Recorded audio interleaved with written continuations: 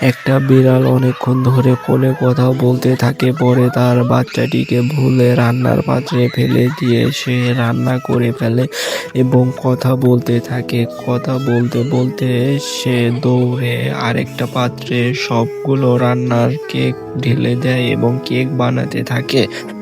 পরে সে তার হাজবেন্ডকে ফোন দিয়ে বলে যে আমি বাসায় কেক বানিয়েছি, সবাইকে দাওয়াত দিবে।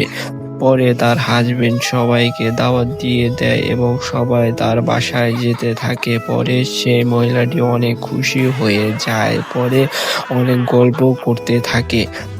তারপরে অনেক নাচ গানও করতে থাকে। তারপরে সবাইকে খেতে দেয় এবং সবাই অনেক মজা করে খেতে থাকে। খাওয়ার পরে তারা বমি করে দেয়। পরে তার মনে পড়ে যে তার বাচ্চাটিকে সে মেরে ফেলেছে। পরে সে মাথায় তেল ঢেলে আগুন ধরিয়ে দেয়। পরে মেয়েটির হাজবেন্ড অনেক কান্না করতে থাকে।